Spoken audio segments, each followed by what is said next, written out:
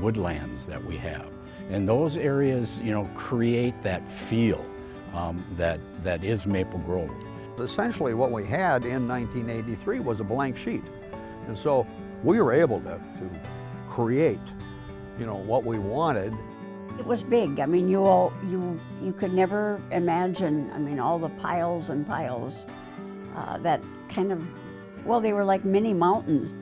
If you choose to stay healthy by exercising, there's everything here that you need to do. I saw developers buying off farms and starting to build, at which point the pressure was on the school district to create something. Today, there really is nothing you need to leave Maple Grove to accomplish.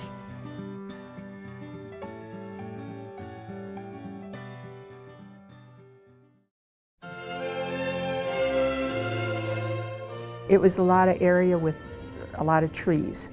Most prominent tree was maple, and used for many different things, including making maple syrup, which became a tradition for a lot of the local farmers if they had maple trees.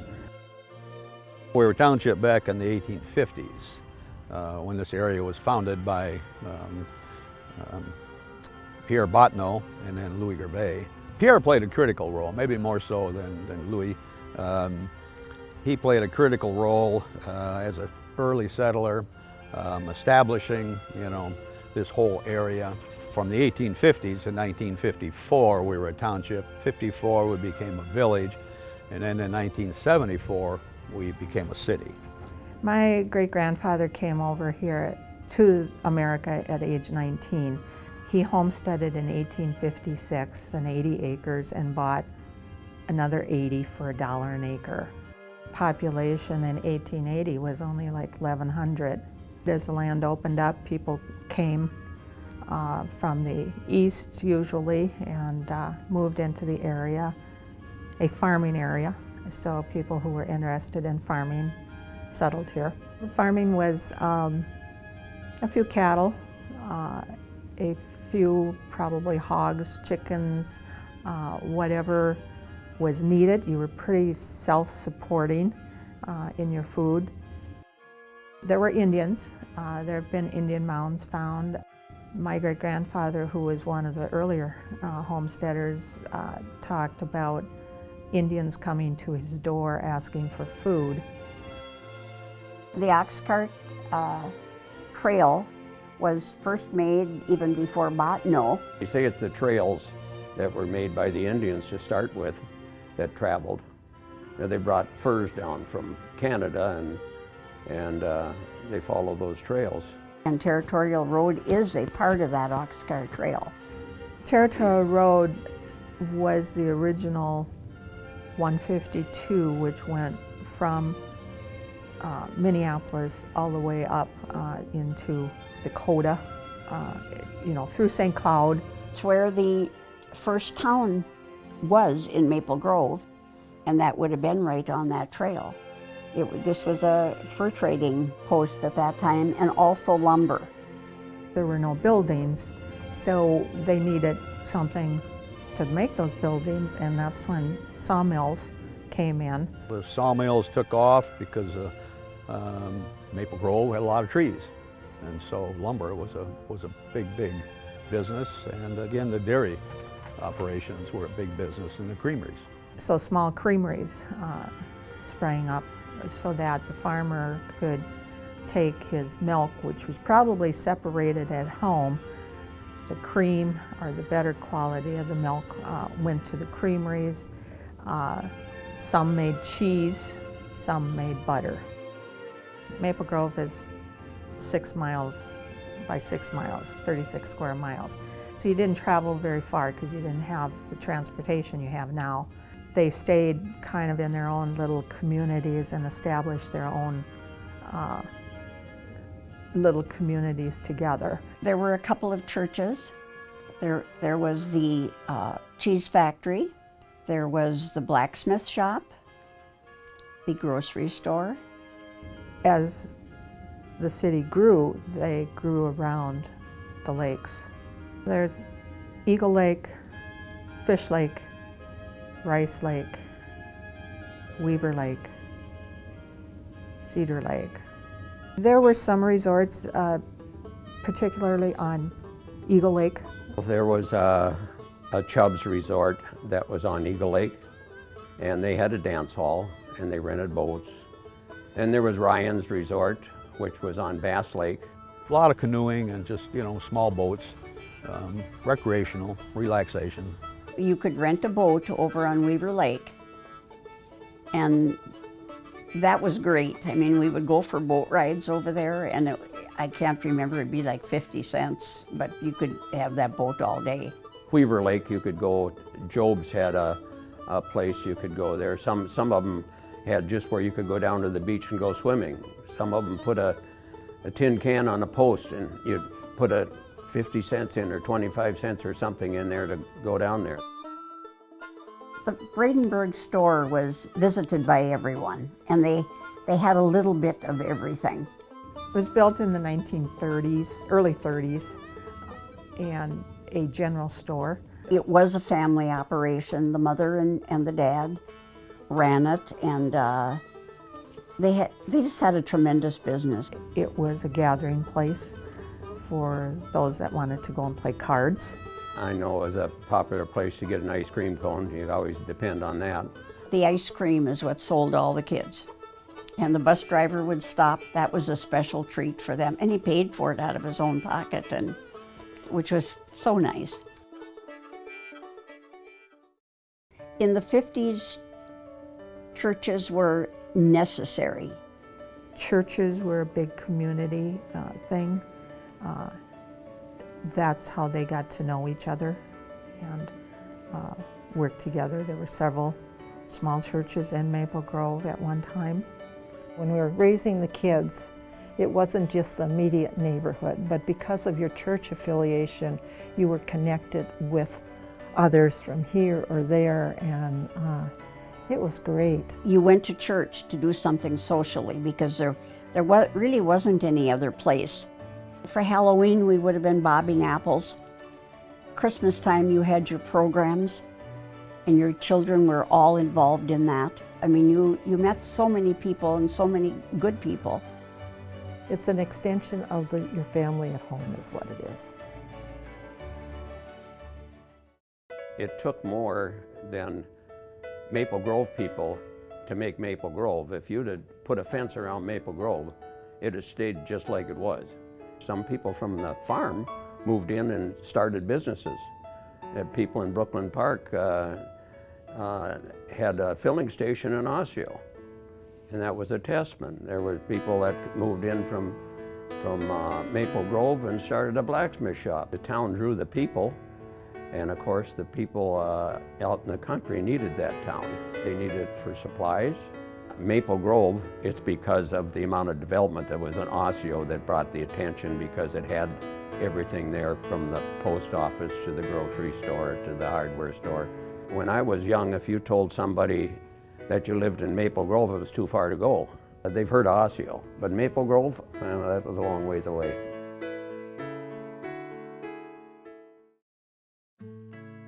There were one-room schools located throughout the area. Each were called district at that time.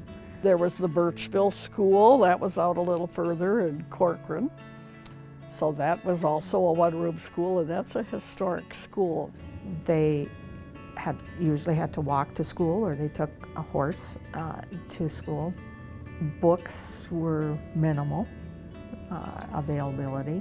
As it became more settled, of course, then it went into bigger schools, and the Osseo School District brought in all these one-room schools, which was in the 1950s. I saw developers buying off farms and starting to build, at which point the pressure was on the school district to create something. The superintendent really wanted to move the Educational Service Center out of Osseo Senior High. He wanted to build a nice new building for it. And we said, first you build us a school in Maple Grove, then we'll help you build your building. 1970 was the very first one. That was Cedar Island. The Elba Creek and Rice Lake were built in 1980, and then we didn't build another elementary till 1988, and that was Fernbrook. And then in 1990, we built Maple Grove Middle School. It was one of their long-range pieces of property. You know, they looked around, they wanted something fairly center, easy to get to. Hemlock Lane was a good thoroughfare to go up and down on, and the final one in Maple Grove that we built was Maple Grove Senior High in 1996. Superintendent Norstead had a philosophy of the lights are always on, and that's what he wanted in the schools. So not only did we open them for the daytime, but we fully encouraged the community to use them all the way through the evening, and they still are used that way today. It just doesn't make sense not to have those joint partnerships with the schools. Every school in Maple Grove is a park. Even the high school is a park. We were able to work with the superintendent and the school board back when Maple Grove High School was built to design the park, the outside of that to be friendly to the weekend and the evening users also, not just for the PE classes and whatnot. So every school is a joint powers agreement. I think we have a wonderful school system. The district had a very good reputation, and this drew people. The people that moved in because there were schools. The taxpayers of Maple Grove can be very proud of the school district and its careful planning. It was big. I mean, you could never imagine, I mean, all the piles and piles that kind of, well, they were like mini mountains. If you talk to anybody, not even in this area, but in this area and all over the, Hennepin County, they'd say, "Oh, you're talking about that moonscape over there?" The gravel pits, the ones that were close to town, there were called Getchell's Hills, which was right on the edge of Osseo. It was a place where you could take your sled or toboggan and walk out of Osseo to the hills and go sledding.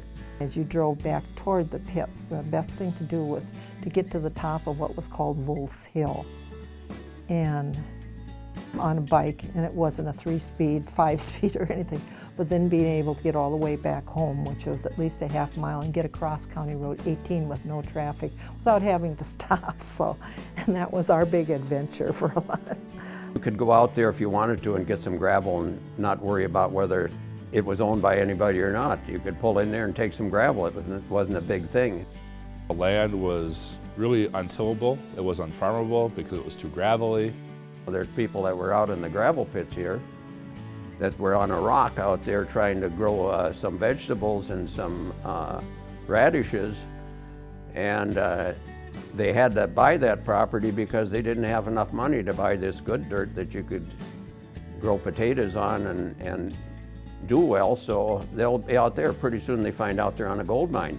We also had information from the geology at the state of Minnesota. So we knew that this area had a lot of gravel. It was a rolling property, you had to do something sooner or later, so let's get the gravel out and do that. Gravel mining area has been here for a long, long time. We've essentially had 2 family-owned businesses that have essentially owned the gravel pits forever.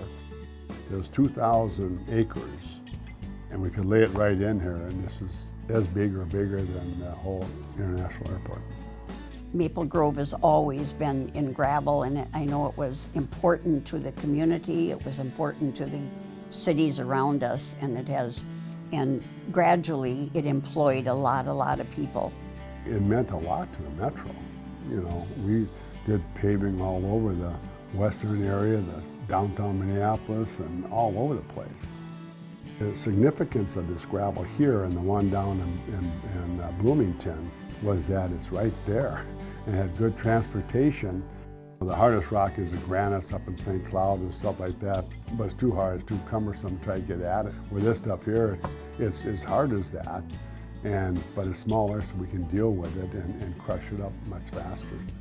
We think we have enough sand and gravel at least for another 25 years.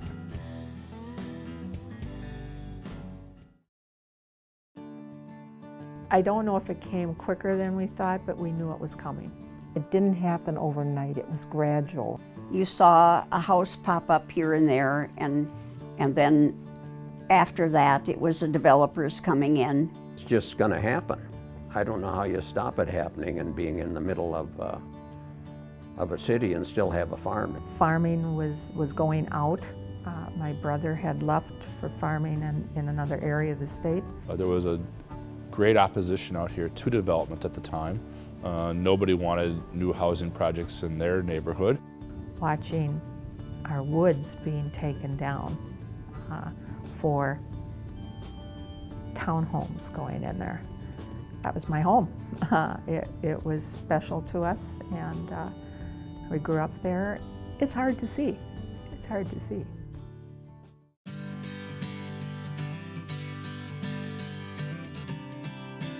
We had to deal with the Metropolitan Council and that MUSA line, and that really predicted how far we could develop out and when we could develop out.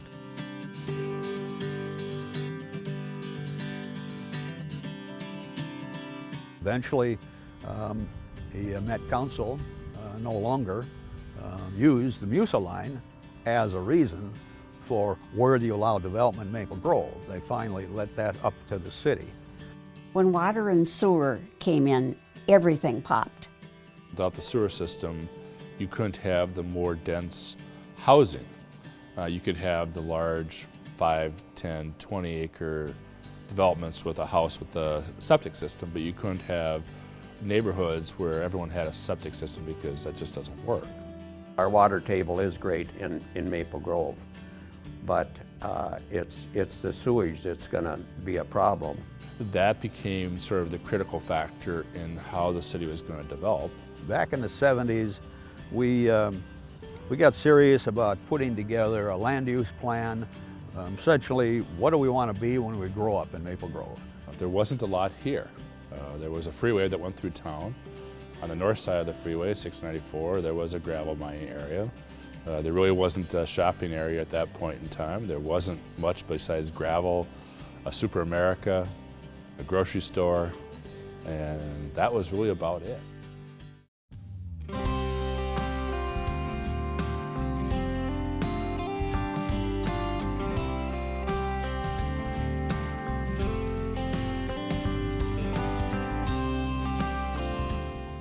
I think that with the freeways coming here in the early 70s, that really started the growth of the community.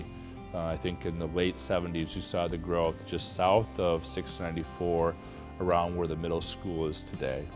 Those homes came in at that time, and certainly that wouldn't have happened out here if the freeway wasn't open. It was wonderful when that came through because people were beginning to work downtown. It certainly opened up Maple Grove to Minneapolis. Maple Grove is the hub of those people coming from the northwest or going to the northwest, out in the metropolitan area.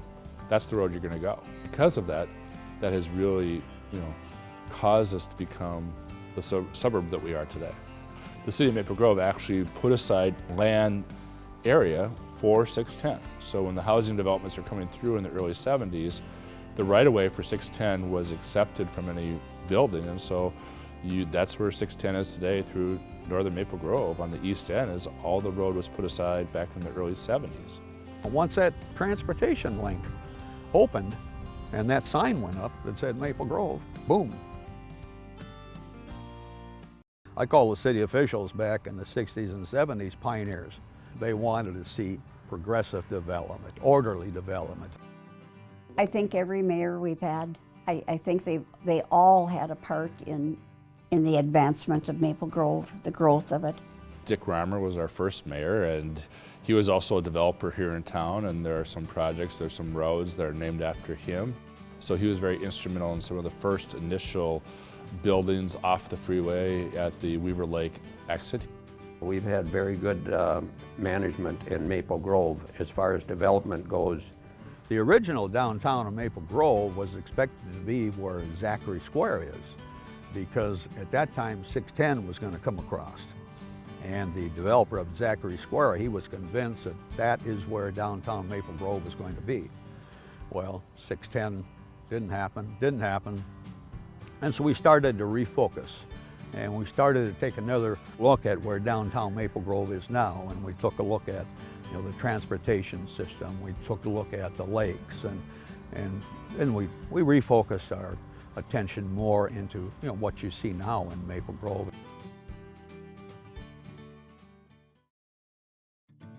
So you got to have something to draw people, and that's what Maple Grove, I think, has today. We have a wonderful set of trails and parks in our city that people can enjoy throughout the year. If you choose to stay healthy by exercising, there's everything here that you need to do it with.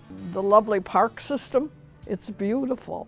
And the walking and bike paths that can interconnect with other cities. You can get on a bike and go all the way to the Coon Rapids Dam. The number one thing that you always hear from the realtors that say that people want to come to Maple Grove is for the trail system. The Neighborhood Park Initiative started back in the 70s with a comprehensive plan, set the stage for the neighborhood parks, for the trail system, and for all of the play fields, and then the two community parks that we have. We hear about it a lot, how great our parks and our trails are.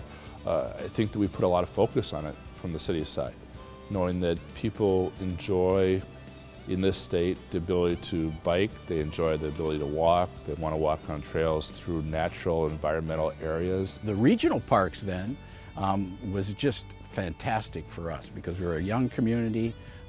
We were acquiring land, we were trying to build our community parks. Cliff French, which French Park in Plymouth, was the superintendent of Three Rivers at the time, was looking for land to purchase because Maple Grove had a lot of it back then. And the councils and the leaders of the city at that time were very open to having acquisition of lands through Three Rivers Park District. We have a tremendous park in Elm Creek Park Reserve. It provides a lot of additional services for our community, the cross-country skiing, the tubing in the wintertime, all the summer activities, the disc golf, all these type of outdoor activities are available right in our community. The regional trail that comes through from Plymouth all the way to the Coon Rapids Dam comes through the heart of Maple Grove. We were able to connect all of our trails to that main artery, so it was very seamless. You've got 80 miles of city park trails that are off in the woods. You got another 250 miles of street trails, and then you've got 15 to 18 of Three Rivers going right through the heart. So trails every place. It's a great benefit to us, and we hear about that when you go to other conferences and people talk about how many acres of parks they have in their city, and it's like, well, we have 400 acres of parks, and I can say, well, we have 5 to 10,000. It's just unbelievable to deal with the lakes, number one, and then all of the woodlands that we have. And those areas, create that feel that is Maple Grove. Maple Grove was willing to work with us, and we were willing to work with them, and we encouraged them to have classes in our buildings, and they allowed us to use parkland for our playgrounds.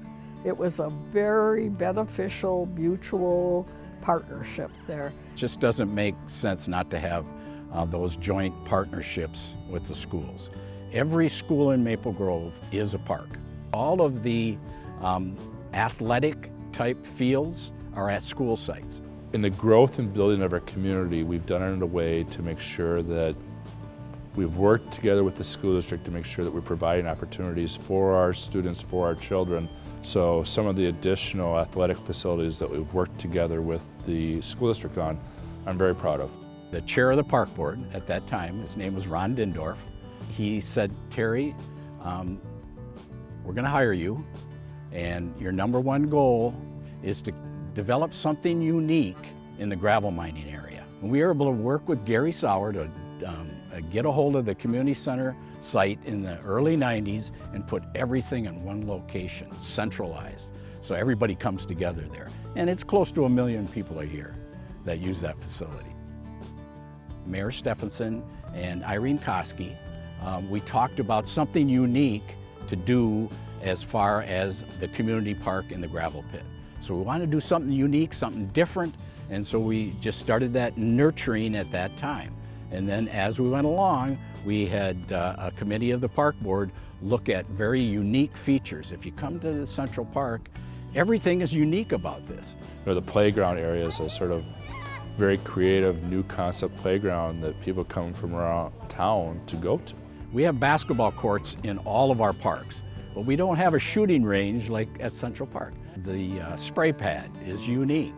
The skating trail was something that I was a big ice guy, so I was pushing that the whole time to get that. That is the unique in the whole country. There's only 2 of them. And then we finished with this beautiful playground, which is very unique compared to all of our other smaller neighborhood park playgrounds. Some of those real sort of intensive, expensive projects, I think, have turned out wonderful for the city, have become great amenities for the city, and I'm very proud that we've done it.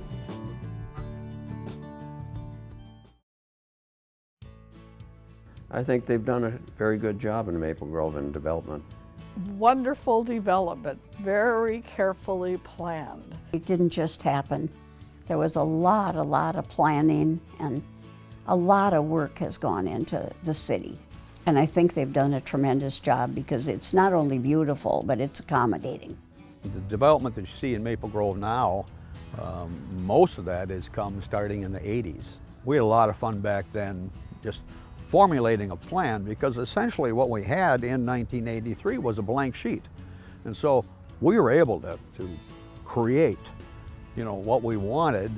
During that time, our city staff, including our economic development director, Al Mattson, who became our city administrator in the 90s, really had a vision for what could Maple Grove become.